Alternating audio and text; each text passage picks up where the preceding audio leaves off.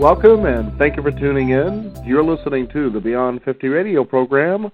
I'm Daniel Davis. As many of us approach midlife, we realize the innate need to be able to pull out of us those feelings, those ideas and expressions to how we can share our experience to the outside world. Many of us might consider things such as journaling or perhaps even writing a book or a memoir. Here on the Beyond 50 radio program, we certainly try to bring those particular ways in which we can share tools that help you to be able to achieve this very creative thing that people want to, so adamantly want to learn. Joining us here on the Beyond 50 radio program today is Cassie Primo Steele. She's certainly a doctor, to say the least, as you read her book that we're about to talk about. She is uniquely qualified to address both the theoretical and practical aspects of about how one goes about co-creating a life of balance with the natural world. She is a three-time Pouchard Prize-nominated poet and writer, as well as an award-winning teacher with almost 2 decades of experience teaching in university and community settings. Also an accomplished scholar, Cassie has researched and written about poetry that can be a unique way of healing from traumatic histories, has also brought these talents to bear in her co-creating practice through which she coaches individuals and leads workshops on using creativity and interaction with nature to bring about balance in personal, professional, and community contexts. Today, as we talk about writing, we'll be talking about her book, Earth Joy Writing, Creating Harmony Through Journaling and Nature. I'd like to welcome to the Beyond 50 radio program today a true doctor, Cassie Primo Steele. Cassie, thank you for joining us here on the Beyond 50 radio program. Thank you, Daniel. I'm really happy to be here. Now, this is a very unique book, and I first would like to address it toward people who might be inspired or people who are writing but seemingly struggling about, who knows, maybe the subject, how to write about the subject, or what those necessary steps are to be able to bring out that authentic self onto the pages. Tell us how this all started for you. Well, I started writing the book while I was teaching courses in ecofeminism and eco-poetry at the University of South Carolina's Green Quad for Sustainable Futures. And I found that in both courses, students learned best when we went outside, either to the university's arboretum or city parks, and that this interaction with nature is essential to our learning process as humans and also can reap benefits when we're writing. The mind loves to be distracted, of course, and a lot of times we can be distracted with thoughts about the past or worries about the future. And going outside, being in nature, allows us to focus here and now on the present. Our breath coming in and out of our body, matched by the wind moving across our skin. And so this can calm down our brain so that we can start to write in really gentle, easy, focused ways and let the mind then, be distracted by the birds or the color of the sky as we keep going with whatever it is we want to say. Mm-hmm. Now, here's something I found interesting as I was reading Earth Joy Writing was some similarities between you and Stephen King. Now, people might listening to this program think, wait a minute, Earth Joy Writing, you're talking about getting out into the woods and so forth. Well, maybe I can relate that to a Stephen King novel, but perhaps one thing listeners might not understand or know about is Stephen King actually wrote a book on writing. That's exactly what I was told, Stephen King on writing. And what I really loved about the beginning of his book, first of all, was the fact that he talks about all the books that are out there about writing. And he says, quite frankly, a lot of it's just BS. Of course, he said the whole thing in his book. But the fact is there's all these technical approaches to it, so forth and so on. And in your book, you say it a different way, but you still say the same thing, and that is putting the cart before the horse. Tell us about that. Well, a lot of times we think we have to plan our writing. And in fact, I think that the schools do a great disservice to students when they teach students to outline and plan and know exactly what they're going to say before they start writing. Writing comes from what you discover as you're writing. The wonderful poet W.S. Merwin says, all writing comes from what we don't know. And I love that when you let go of the outline, when you let go of the outcome, when you're not sure what you're writing, you can move into a deeper place and co-create between yourself and the language. You can let language lead you into what the world needs from your writing. Writing can come from a place of service rather than ego. When we're not focused on the outcome and wanting income, awards, recognition, publication, all of those are the cart before the horse. When we ride the horse of writing, we're tapping into something deeper that only we can say and that the world needs to know. That's why we turn to the great writers in history, because they're still speaking to us today, because they spoke not from a place of wanting fame or recognition, but from that deep inner knowing of what language could express. You know, there's no doubt about that, too. And, again, it's funny how listeners will think, well, how do you compare or place her in the same arena with Stephen King? But it's exactly what you just expressed. You know, it's so interesting. Again, I kept thinking through the whole thing. This reminds me of reading that book because in his book, just like yours, you begin to get it. And not only do you begin to get it, but you feel this beautiful sense of encouragement that not only can you do it, but dadgummit, you're really required to do this. Yes, if you have a calling, yes, that's calling you. And, you know, I consider that a huge compliment because my stepfather was a great Stephen King fan. And so, you know, I'm kind of feeling his spirit with me today as you're saying that. The other thing that I think Stephen King and I have in common is that we both come from a history of trauma. And his novels are a way of working out fear and what comes after violence, what comes after loss. And I think Earthjoy writing in a different way is doing that too, is saying writing can help you heal in whatever space you are on that journey. And in regards to nature, we're all kind of healing from a disconnection from it, a sense that maybe we're afraid that we're losing the earth, that we've gone too far, we don't have much time left, or just that we're in such technological indoor worlds that nature is a scary place. And so Earthjoy writing can help us with both of those.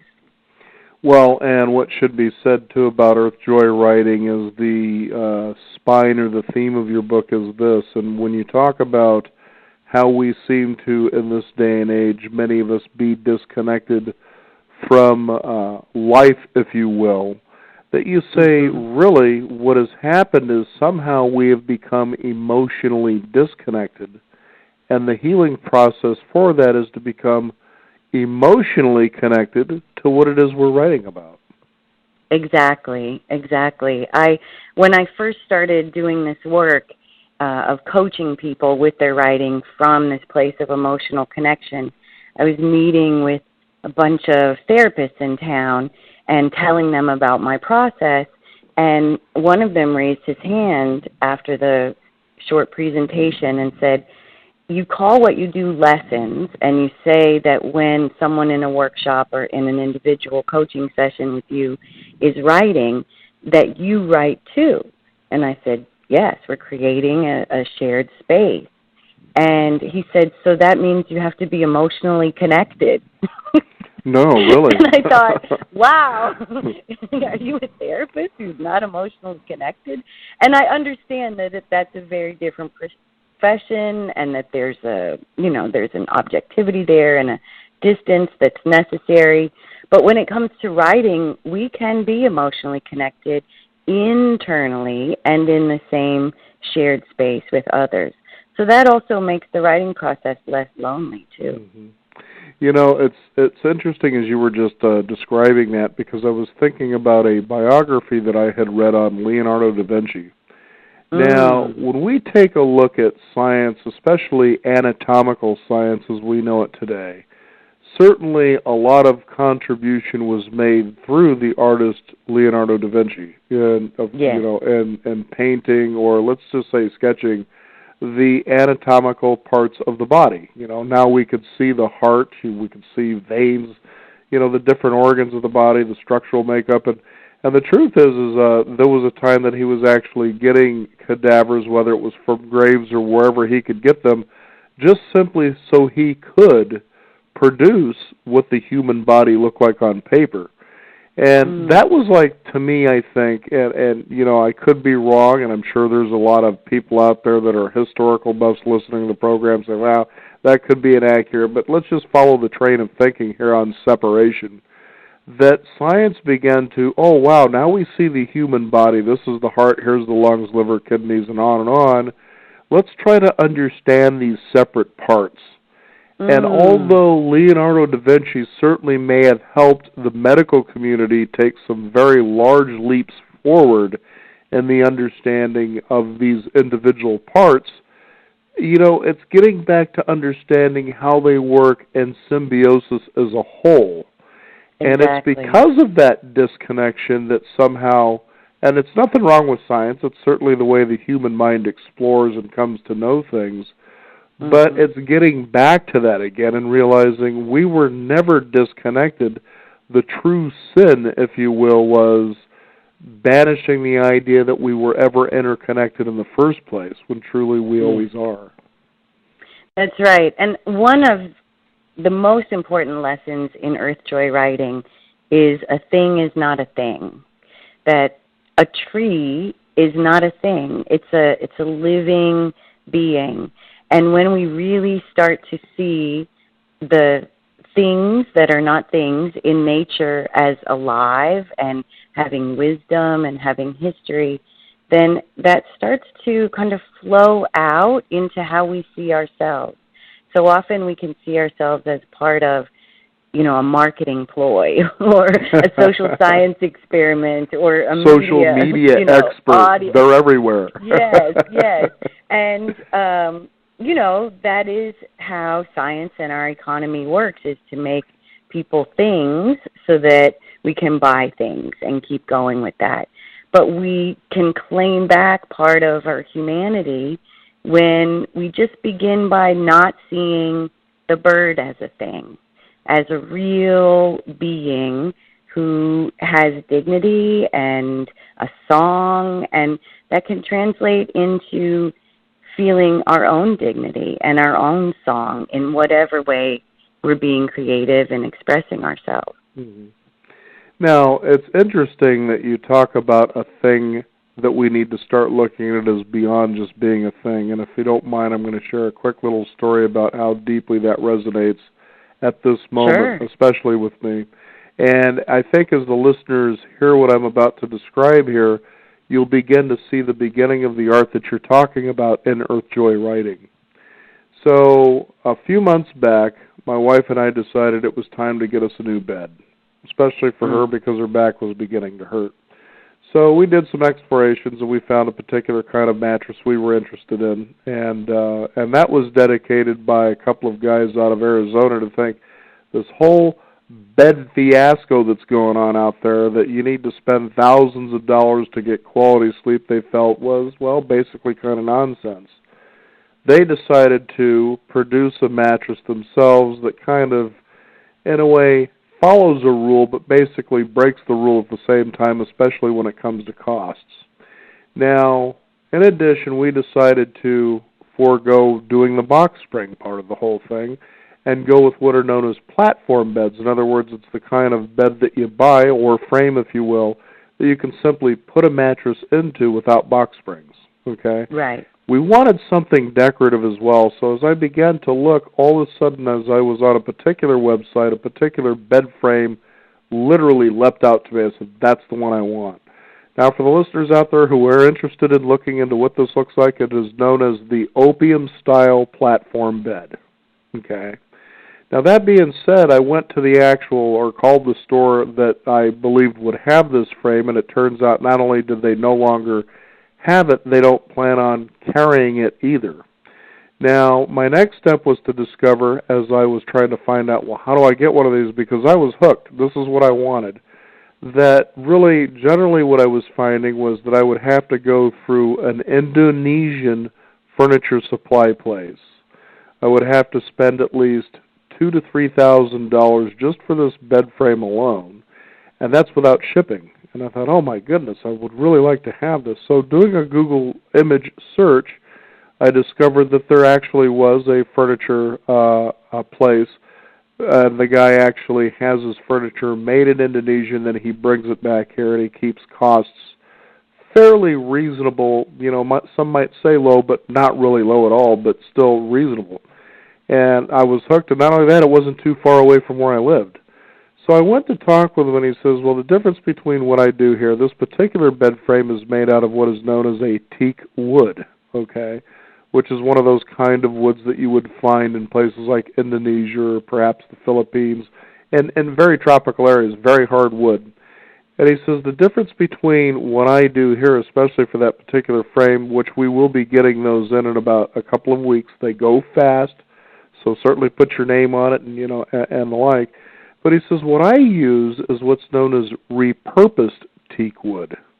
And I didn't really quite understand what he was talking about at first, but as we went to his place, he showed me what he meant by that. He says, typically teak furniture could be made from a teak wood that's actually grown from trees that are grown just for that purpose. I said, okay, that makes sense. You grow an oak tree because you want to make oak furniture? That makes sense to me. He says, in repurposing, let me show you something, and he puts up on the phone this Japanese, I guess, home, if you will, that's made with teak beams. I mean, he says, here's a home that's probably close to 200 years old. They had decided perhaps it was time to tear down.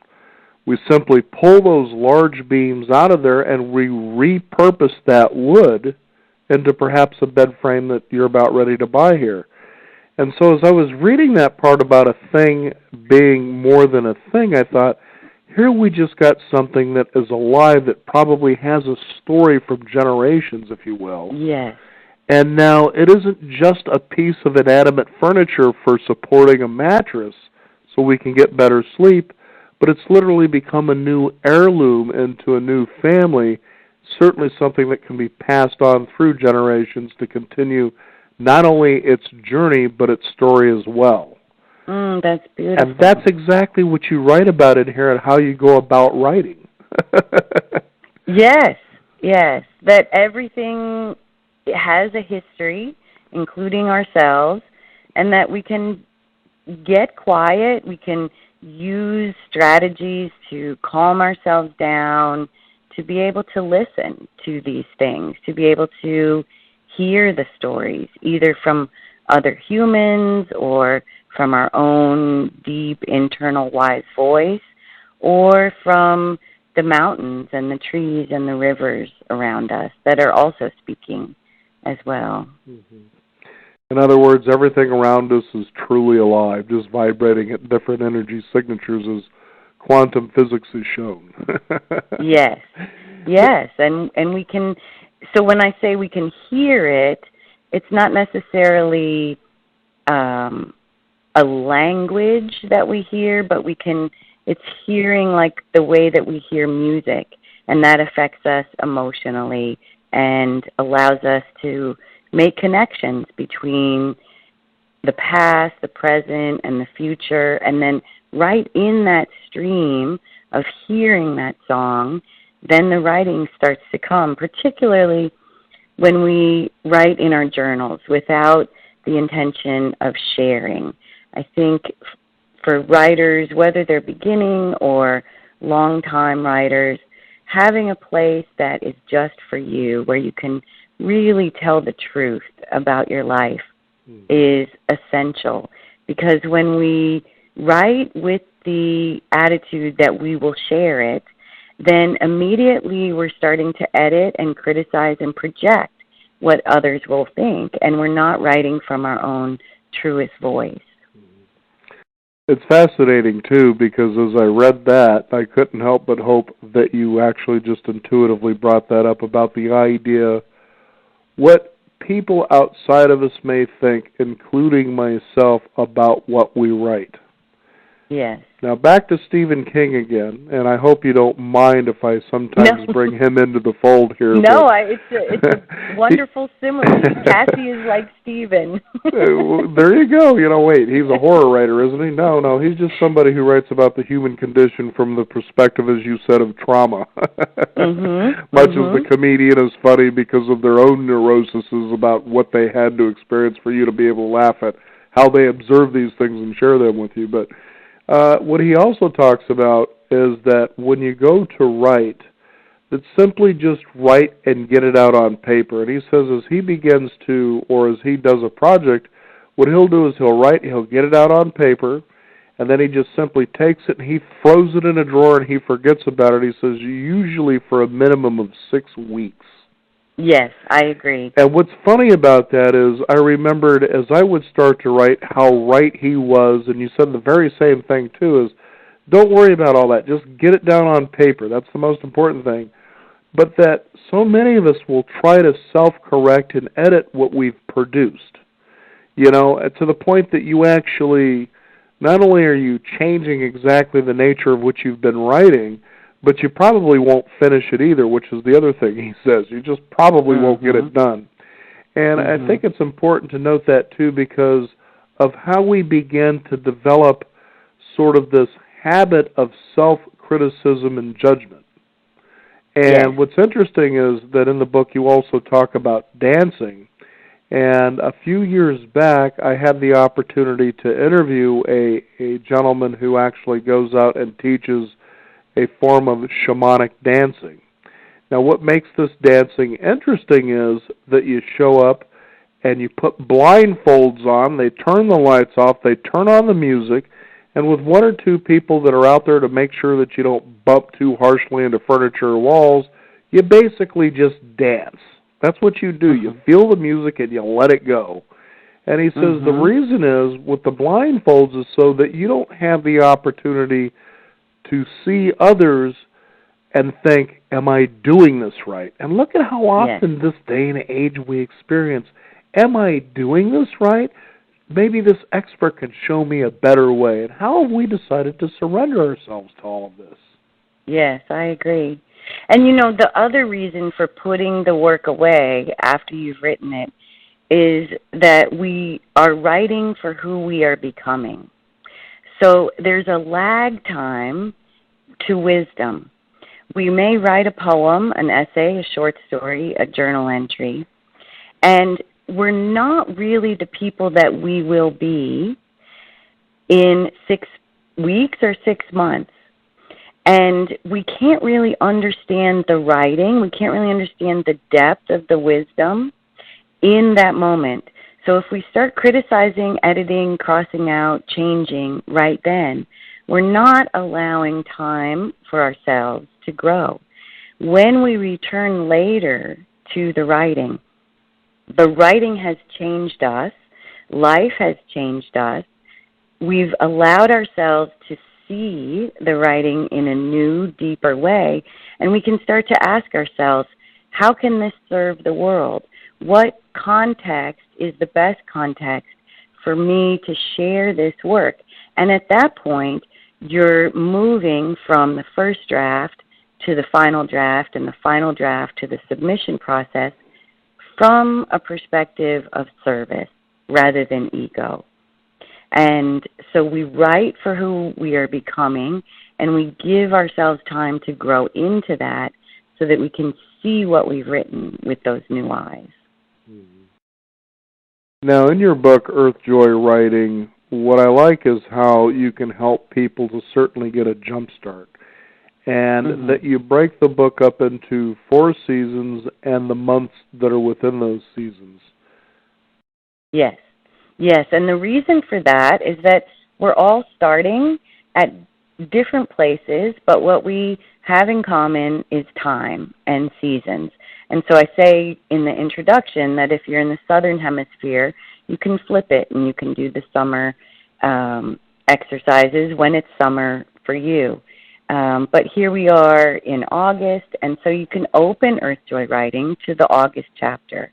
And you can get short reflections, writing prompts, exercises in nature and with writing that will help you begin to move forward, creating harmony in your life and the sense of connection and meaning.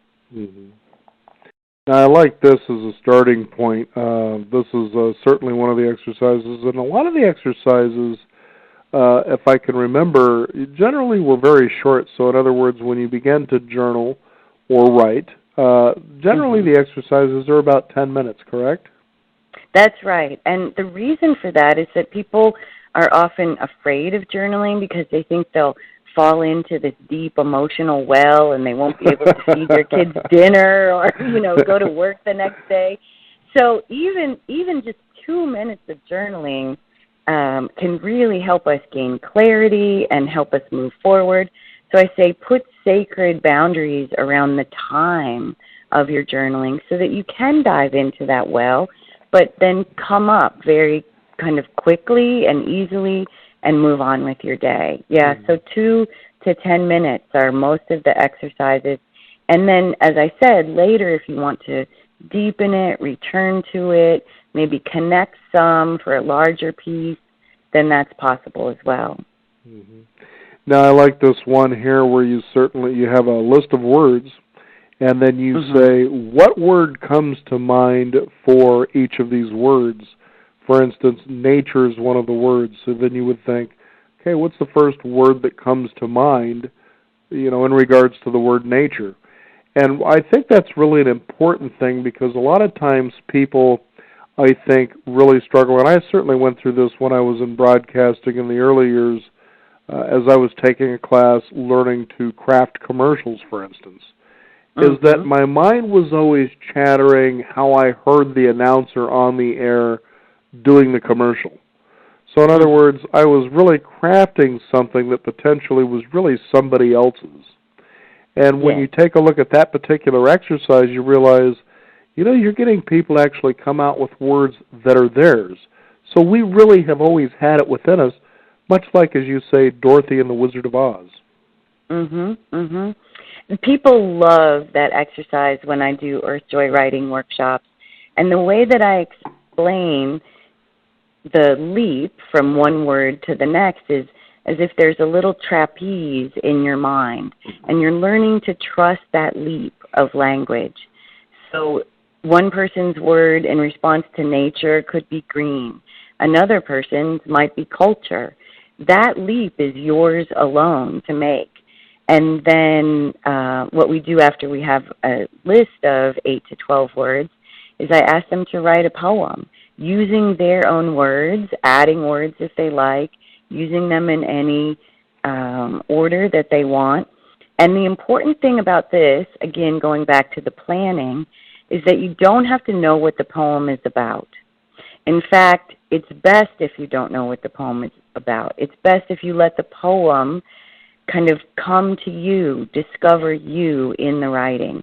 And what happens when we write in this way, letting language lead us, listening for alliteration and rhyme and the resonance between the meaning of one word and another, is about halfway through we'll discover that we're writing with more than our minds. The plans are gone, and we're on this road of discovery. And it's very exciting, and the writing speeds up, and we start to arc back toward the beginning, and we realize, oh, I've just written a poem, and it wasn't hard. It's not hard because you let your mind relax, and you have so many more layers to your being than just thinking. So that can bring us to the question, how would you best describe what it means to be emotionally connected? It is a combination of mind, body, and spirit experiencing in the present without getting hooked to what's happening. I love in Jill Bolte Taylor's book about the experience of her stroke, My Stroke of Insight. She says that after having the left hemisphere shut down and focusing on the right, where the emotions are mostly located, she began to learn that physiologically our emotions are really only ignited for us in 90 seconds. And that if we stay angry, if we stay worried after those 90 seconds, we're making a decision to start the loop again.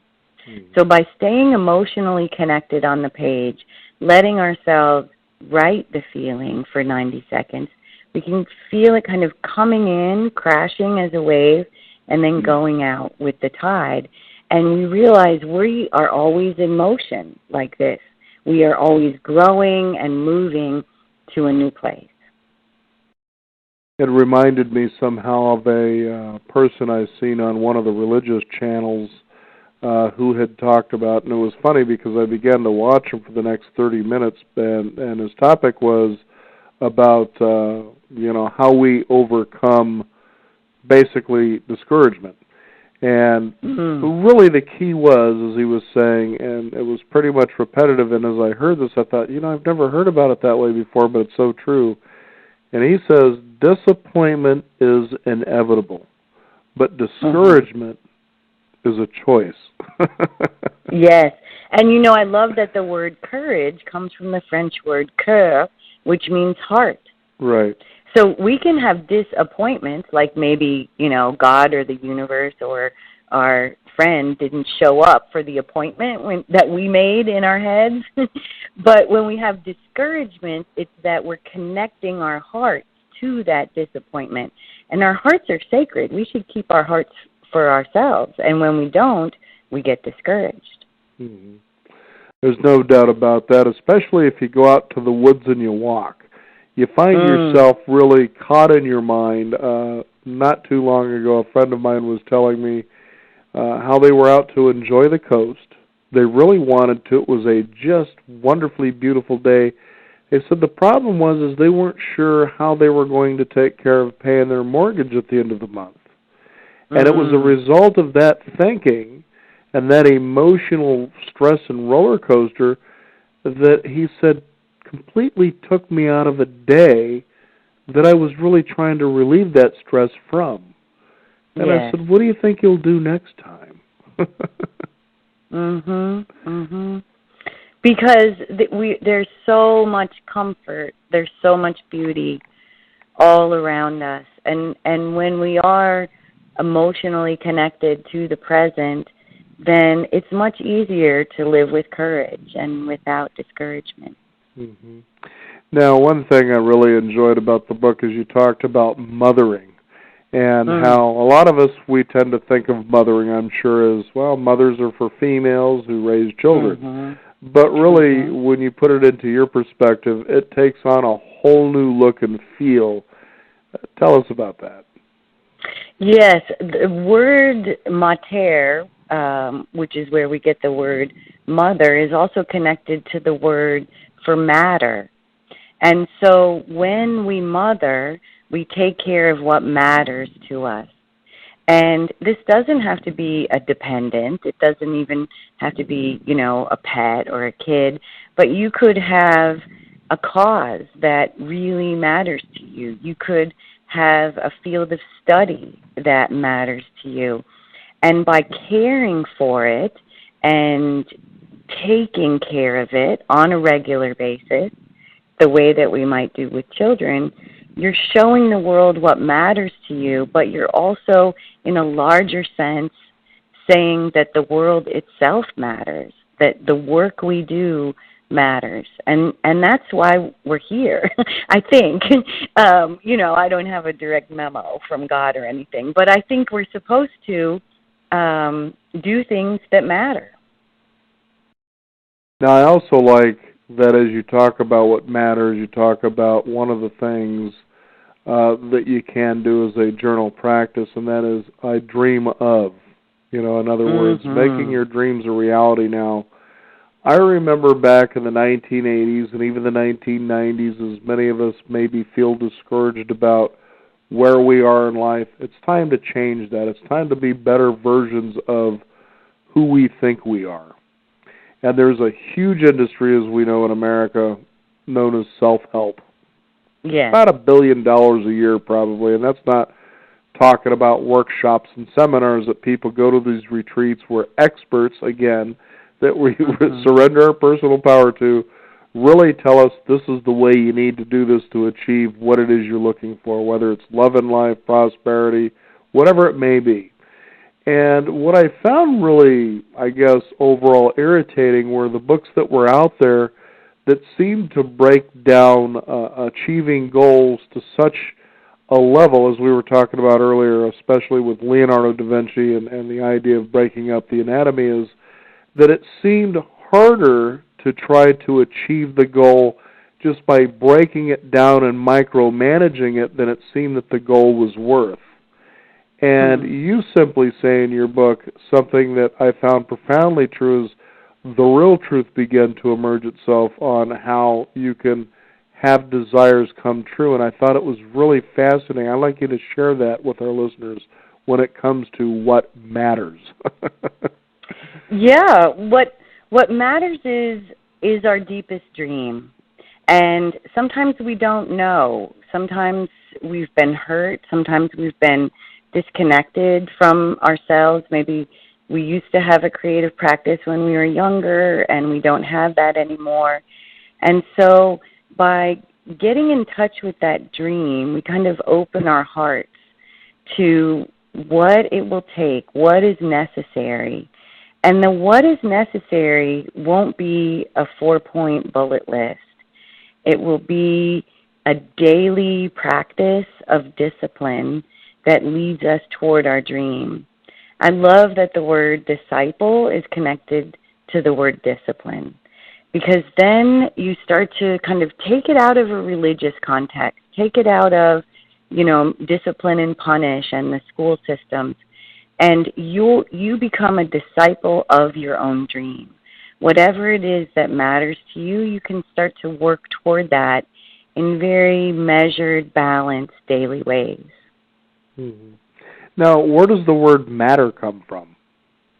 Mater, which is where we get material, the earth, mother, also mère in French has the same origin. So all of these things that are earthly, bodily, big, material, that's what matters.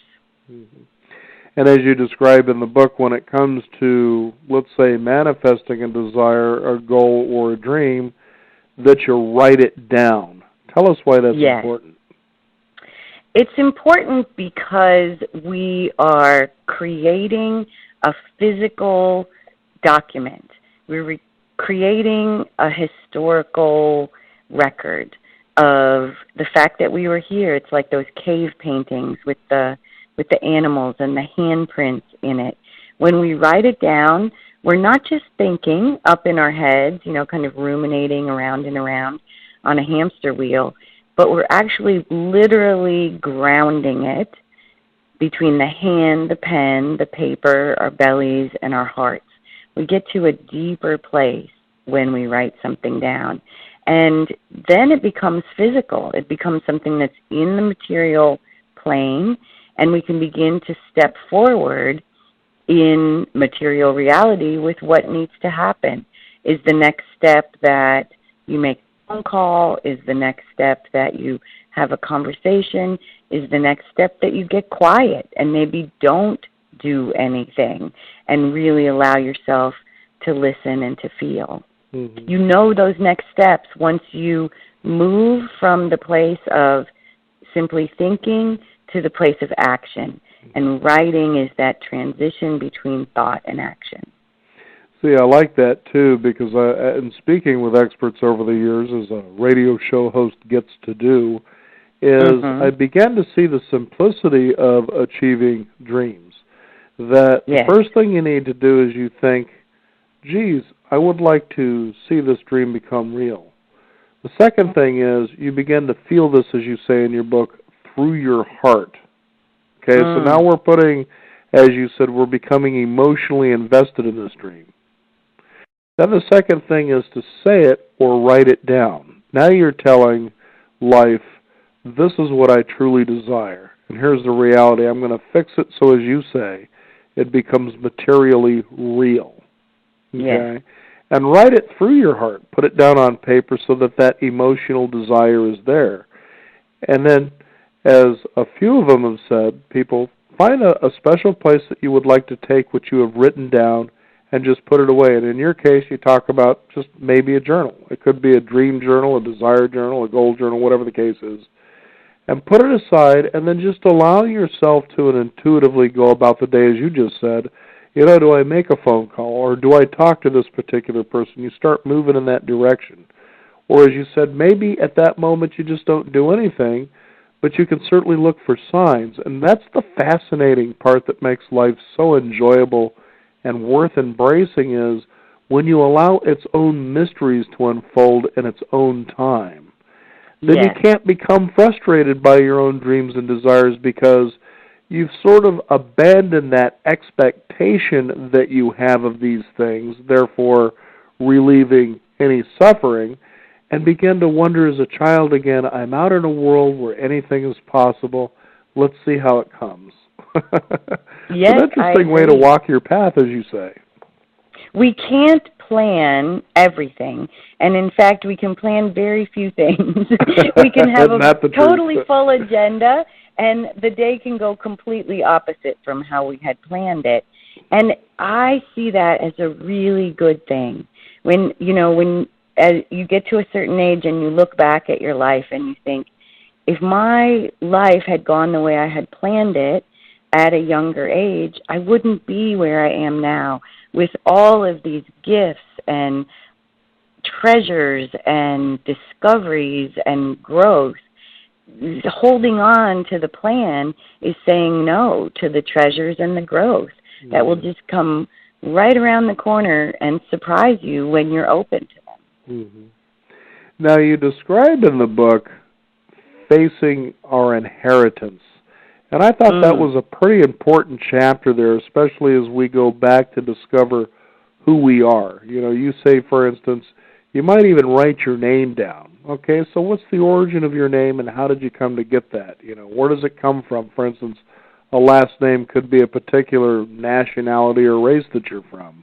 Journaling about that. And so you really have really unique exercises in here that anybody listening today, you really don't have any excuses anymore for not writing that book or that novel, whatever the case may be. You just don't have it anymore. Not after reading Earthjoy writing and doing what she shares with you in the book. That's so nice, Daniel. Thank you. So tell us about the inheritance. The inheritance is that we think of inheritance as money, as something that, maybe a culture or a family would pass down to us. But we have such a rich inheritance that is beyond kind of these forms of cultural wealth. And that inheritance is what we can't remember. What I mean by that is that when my daughter was born, there were certain ways that she would move her head or the shape of her eyes that would remind me of my parents. And then as she grew, she took on certain mannerisms in the family. And I started to realize we're not here alone. We have a root system that still lives in us. And we can face that inheritance and allow it to make us richer people, feel supported, realize that the ancestors are still here, as my ancestors in Ireland would say, still wanting us to do well.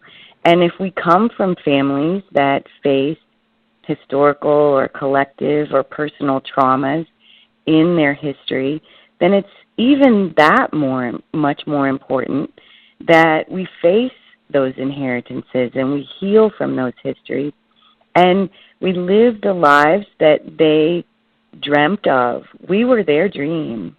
Mm-hmm. And when we take care of ourselves and pursue our dreams, we're allowing their dreams to come true as well. Mm-hmm. Now, you also shared a personal story in that regarding your mother, as you were talking about Ireland and how she seemed to really be, I guess, someone who really liked things in order, and why you began to perhaps understand what that was all about. Yes, when I first started researching my family's history in Ireland, even before I had gone there, I was struck by a photograph of Irish people who were around the same era of when my great-grandparents would have emigrated to the United States. And they had no shoes, and they had no floors. They were on dirt floors with bare feet. And this sepia-toned photograph looked out at me from the past, and I realized that the fact that my mom really wanted to keep a clean house when we were growing up, and that when I would bring my toddler daughter to her house, she would follow behind her with Windex and wipe off her. Oh, boy. Sanitize the baby. Don't enjoy the nature of what the baby's doing. But it allowed me to have compassion for that, because that was her inheritance. And the truth is, she was a single mom working very hard, full-time, with 2 daughters, and our house was always clean. It wasn't just clean, it was organized, it was peaceful, it was calm. And so she had faced her inheritance, learned what she needed to learn in order to raise 2 wonderful daughters. And so I had to learn that too, not to scream when the house was a mess, and to learn to ask for help and work together as a family. So each family has their own, kind of particular quirks. But when we start to feel emotionally connected to those stories, then we can laugh. That's the other great thing that the Irish can do, is we can tell a story over and over and laugh harder each time. And it's the laughter that kind of softens things and opens our hearts to, we're all a little bit nuts, but this is what we've been given, and it's a wonderful thing. So does she still chase your child around with Windex? No, in fact, this is a great ending to the story, because my daughter is now 15, and my mom just returned from a week in Ireland with her. So the 2 of them went to Ireland and discovered the past and toured and really opened their minds together between the generations to that inheritance. So, no, they get along. They're 2 peas in a pod, exactly alike, and with lots of humor and energy and upbeat enthusiasm about life. So now, as it seems like I'm kind of picking on your mother a little bit, but I think there's something really interesting here. Now, she's fascinating. Well, it is that, and here's a and I might say that in relation to an experience that I had years ago. There's a lady we know who does what's called systemic family constellation therapy. Okay. Mm-hmm. Now, it's interesting in and of itself. Constellation therapy. People might wonder what that is. Certainly, just look it up. I wouldn't want to try to do a disservice by trying to describe it. But there was a pattern that I felt that was being experienced, where, as things got good, somehow something would come along and take that away from me. That was a feeling I had. So I described this to her. She says, well, I noticed that part of your bloodline is Native American. She said, let's take a look at these people here on the North American native continent. Is you had European settlers come over here and just simply take their land, take their lifestyle, take their way of life. You can see how that might be running through you. And the way to heal, certainly, just like in your mother's case, that there must have been a feeling of shame having to come over without shoes. The feeling of having a dirt floor rather than linoleum or granite or wood, whatever the case is, as the more aspired people, or I'm trying to think, affluent people would have. It's really the more powerful people were the ones who had the floors. And to carry that, we'll just call it shame for lack of a better word, forward to a way that it begins to dictate how you live. Like your mom, apparently, as you were describing, she went to school, she achieved a degree or two, taking care of kids, worked hard, but also made sure the house was meticulously in order, was really a way of hiding that sort of shadow, I guess, that she felt that she had. Yeah, but also a way of overcoming it. You know, there's a certain mastery that comes from saying, this is who I am, and I'm standing in the power of that. And that's really the opposite of the shame that you were talking about. Right. It can kind of start out as shame, but then when you claim it as a powerful part of who you are, then that difference becomes a strength. Mm-hmm. As you say, do the opposite. Yes. That's one of the exercises in Earth Joy writing that really shocks people in a really good way, because we tend to have personalities that feel comfortable with, certain practices. And so one of the exercises is the next time you're stressed or worried, what do you usually do in that situation? And try just maybe for 10 minutes doing the opposite. And it's amazing to think of how the outcome can be different when we don't do the same patterns over and over. Mm-hmm. I'm sure another exercise, too, as you share in the book, is being open to fear. Yeah. Imagine how hard it must have been at first, maybe, for your mother. Again, we seem like we're picking on your mom, but she certainly should be the beacon of inspiration here, is that you have that opportunity to face that and to move through it, and as you say, begin to claim it. Your shadow when you're out in the sun, as you even talk about in the book, it's always attached to you. It may be in front of you, it may be beside you, it's behind you, whatever the case is. It may not even be there at all, depending on if the sun's out in the sky, but it's always there. Why not become curious and have a relationship with it? I think, it's interesting. I want to go back to your earlier story about having the Native American heritage, because when I was in Oregon for the book tour earlier this month, I visited the Warm Springs Reservation and learned so much from the museum there. And as I have visited different Native American communities throughout the United States, it always strikes me that they're given such poor land to be on. It's never where the soil is rich. It's never where the forests are. It's never, the greatest part that the settlers, the colonists, wanted.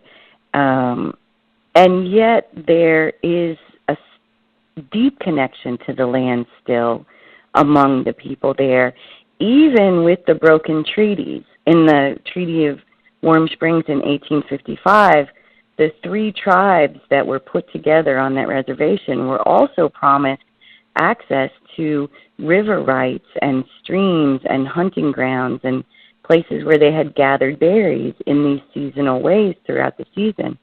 And none of those promises were kept. And yet the people still live with a sense of dignity and a sense of recovering the memory of their ancestors and living with a sense of honoring their ancestors. So I just wanted to kind of share that story, because I think collectively in the United States we have an inheritance to face when it comes to that history and that present. It's not just then, it's now too. Mm-hmm. And another thing too that should be noted about that particular way of life was how much mother and the feminine were revered. They really were involved, if not were the ones most responsible for making the hard decisions, for instance, whether or not to go to war. Tell us a little bit more about that, because in the last couple of years it seems that I've been talking with people who are saying there is a rise of feminine power. And some men might look at that and think, or confuse it with the women's liberation movement. Maybe that was a catalyst, but this is the spirit of something that's necessary to be called forth forward so that we can come back to having balance. Yes, I agree. The greatest influence on my life and work in this regard is the work of an Eastern Cherokee writer. Her name is Mary Lou Awiakta, and she wrote a book called Selu, S-E-L-U, Seeking the Corn Mother's Wisdom. And that book is a seed book for me. It's something that you can return to over and over to find wisdom again. And I was fortunate enough to meet her and get to know her and correspond with her. And it was through her book and her work that I learned that in the Cherokee tribe, the grandmothers were the ones who held political power. And when a girl transitioned during puberty into womanhood, she was also transitioning into power, not in a way of saying, now you're going to be a mother, now you're going to be a wife, now you're going to be feminine. What feminine meant for them and still means is powerful and a leader of the community. And one of the examples that you mentioned of that is that when the tribe was deciding whether or not to go to war, it was the grandmothers who would sit in council and decide yes or no, because the grandmothers knew what would be at stake when their children and grandchildren would go into battle. Mm-hmm. And so this women's power comes from having given birth to the children, having raised the children, and having that deep bodily and emotional connection to what happens when we put people in the face of violence through combat. Mm-hmm. Such fascinating stuff, and you even talk a little bit about how there was a time when the white settlers came to this country or this land, and the first question that was asked by the Iroquois was, where are your women? And they totally misunderstood that. What they were trying to say is, where's your community? Where are your leaders? Right. Where are the ones who make the important decisions? Mm-hmm. And the whites heard that question and thought, oh, good thing we didn't bring the women, they'd be raping them. But, you know, from the Iroquois standpoint, how could these guys go to this new land without leaders? Mm-hmm. And what's funny about what you just said was this, you know, that they had a suspicion of the Iroquois wanting to rape their women. Really, you mean much like what you did to the land once you came here? Yes. They needed to face their inheritance, I think. It's a tragic example of projection. Yeah. Now, one thing to leave our listeners with in Earth Joy writing that I think is so important, especially for them to know, is you can't do this wrong. Yes. And isn't that an amazing thing? I mean, even when you just said those words to me, and I wrote the book, I had a sense of, you know, relief, like an exhale, like, oh yeah, I can't do this wrong. So even, you know, this is my 13th book. I still need to hear over and over that I can't do it wrong. That whatever the reader of Earth Joy Writing wants to do, you can move forward with writing toward your future with the permission and the belief and the knowledge that there's no wrong. You're really, when you're listening at a deeper level, when you're working from the dream of your life and what matters, you may be doing it differently than anyone else has done it. So did Stephen King. So did Leonardo da Vinci. You're in the realm of genius when you're doing it from your own deep wisdom. And there's a quote that once in a while I bring up through the program, and that is this. I heard it on a tape series on what's known as the Love Trilogy. And I originally, as I was interviewing Dr. Bernie Siegel, I kind of attributed it to him, but I don't really know if it was him, but it's simply this. When you, and this is in context of what we're talking about right now about doing it wrong. And it was said just like this. It was Just think about this. In billions of years of evolution, we're talking billions here with a B, no one can screw up quite like you can. There's an innate intelligence at work there. That's right. A unique contribution to the universe. Exactly. Cassie, I want to first of all thank you for being on the program today. How can people find your book, and is there a website they can visit? Yes, they can go to earthjoywriting.com. There are links there to buy the book. You can also get audio meditations for each month of the year and monthly workshop videos that I'm producing in South Carolina State Park, so people can explore the nature of my home state. And there's also a weekly blog there on Earthjoy Writing where we take it a little bit deeper and you can feel supported on your Earthjoy Writing journey. And certainly, as I mentioned earlier in the program, look, if you get Stephen King's book on writing and you get Earthjoy Writing together, you're going to find you'll have all the books on writing you'll ever need. And the only reason you don't achieve that novel that you think is inside of you is because you just simply didn't take action. Mm-hmm. Just as simple as that, isn't it? Yes, it's very simple. Cassie, thank you so much for joining us here on the program today. Thank you very much. It's been an honor. You bet. We want to thank you, the listeners out there. Again, you can find out by visiting earthjoywriting.com. That is the website. Pretty easy to spell and pretty easy to find as well, but certainly inspirational and life-changing. You can also visit us and discover more at beyond50radio.com. That is the number 50. We can also be followed on Twitter at Beyond50Radio as well as Facebook. And I won't tell you to like us on Facebook. That's a choice I want to give to you. I'm Daniel Davis. Thank you for tuning in. This is the Beyond 50 radio program. And remember, live your day past halfway.